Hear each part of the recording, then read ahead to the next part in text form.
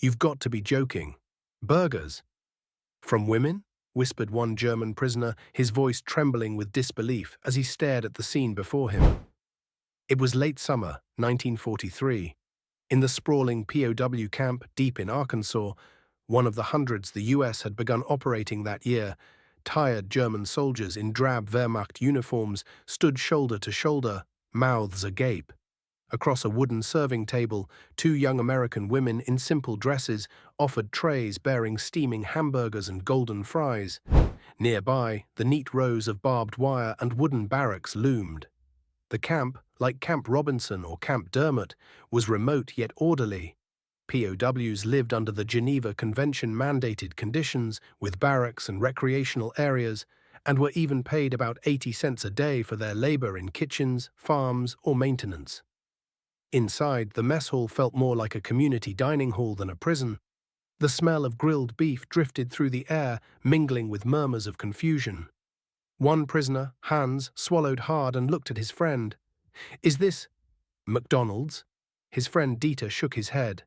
"I heard about these in America, but I never thought I'd see one." Hands trembling, Hans took the bun. The bread was warm, soft, nothing like the stale, thin rations of bread or watery soup he'd grown accustomed to back home. He sniffed the meat. It smelled like normal life. He lifted the burger to his lips, biting into the juicy fluff and savoring the rich flavor. Around him, the others did the same, the room filling with the quiet crunch of bites and stunned sighs. Just then, another American woman handed Hans a cold glass bottle of Coca-Cola. The glass glistened, the iconic logo shining as if mocking the camp's dusty gloom. He shook the condensation and tilted back the cap. The fizz surprised him, the sweetness made him cough, then laugh. It felt like tasting freedom, or at least a dream of normalcy. For many of these POWs, their image of Americans had been filtered through wartime propaganda, hard, ruthless, and uncaring. Yet here they were, receiving not just food, but comfort dressed in kindness, served with smiles. An older guard caught their murmurs and said quietly, "In 1943, we treat you as men, not as enemies." And for once, the camp felt different. Afterward, as dusk settled over the barracks, Hans lay on his bunk, staring at the ceiling boards. He thought of home, his family eking life out amid breadlines, ration cards, and shortages. Meanwhile, here he was, sharing a meal that he'd only ever heard about, served with care. The next day, whispers circulated through the camp.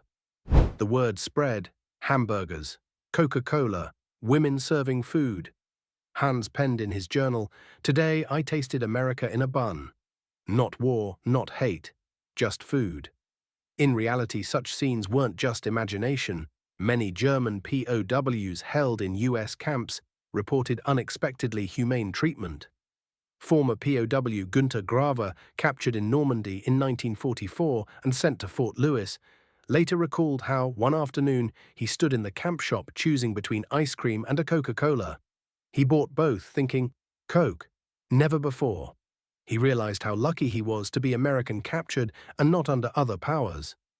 Across the South, camps like those in Arkansas housed thousands of German and Italian soldiers, offering educational, recreational opportunities, canteens stocked with candy, beer, cigarettes, and often Coca-Cola. At Camp New Ulm in Minnesota, POWs worked on farms earning wages and were treated kindly by local families who sometimes slipped food over fences or invited them home. The camp's feeding continued throughout late 1943 and into 1944. That simple meal of burgers and soda wasn't an empty gesture. It was a bridge over cultural and ideological divides. For Hans, it planted a seed of doubt about the war and hatred he had been trained to carry. It showed that decency could thrive even inside barbed wire fences. Years after returning to Germany, Hans would tell his children about that day. How he almost cried while eating a hamburger, how a woman's smile served like a requested piece, and how Coke, sweet, sparkling, brought back something he thought lost forever. In the midst of war, food shared with kindness can dismantle walls of hate. A hamburger and a bottle of Coca-Cola may seem ordinary, but inside a POW camp in 1943, They became symbols of humanity, compassion, and the possibility of peace. Before we end this story, let us know in the comments where you're watching from. We'd love to hear. If this story touched you, don't forget to like the video, subscribe to the channel, and let us know how you feel in the comments.